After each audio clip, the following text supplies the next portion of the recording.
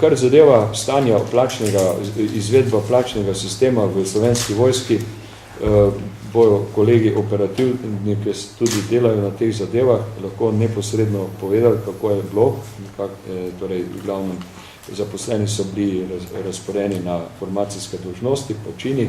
dobili so, vsak je prejel ukaz, na katerem je podpisan načelnik generalštaba, kam je razporejen, in pa odločbo o plači. V odločbi o plači je seveda povzeto to, kar je v teh znamenitih nepreglednih aneksih, vsebina in seveda tudi in obračunski list. Prav zaradi tega, torej take nepreglednosti in kompliciranosti teh dokumentov, torej je tudi množica ugovorov in pa pritožb. Naši odvetniki sindikalni so zasipani z ugovori pritožbami zaposlenih, pa tudi drugače pravna služba v Slovenski vojski. Torej, bo se dalo te pritožbe razvrščati po tej logiki, da je bilo kje napaka, ponekod, da se je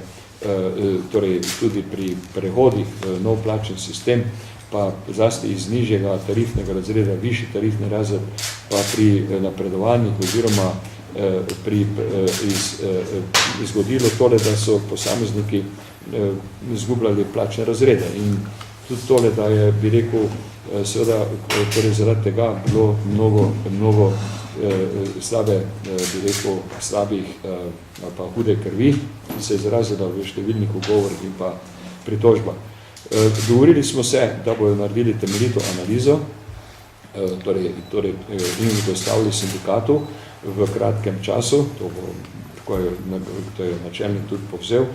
naročil službi, in da bomo seveda na podlagi analize naredili plan aktivnosti za naprej. To pomeni, tam v roku 14 dni bomo to tudi naredili in četrto zadeva, da karkoli imamo odprta vprašanja, dileme, probleme, da pošljemo načelniku generalštaba službi, ki se bo pač s tem tudi ukvarjala. Oceno bi pa takole, da materialni socialni položaj tudi po tem, kar se je zdaj zgodilo s plačami v Slovenski vojski, imamo tudi konkretne številke, so to majhni zneski.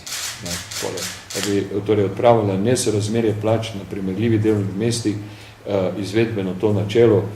primerjalno gledano v širšem tem kontekstu javna prava, še bolj pa javni sektor, so to majhni zneski tam, ker se odpravlja nesorazmerja in seveda zaposleni so mnogo več pričakovali, to je tudi dejstvo, in tudi zaradi tega je potencirano nezadovoljstvo med zaposlenimi z tem, kar se je zgodilo zdajle pri prevedbi in pa pri teh novih odločbah.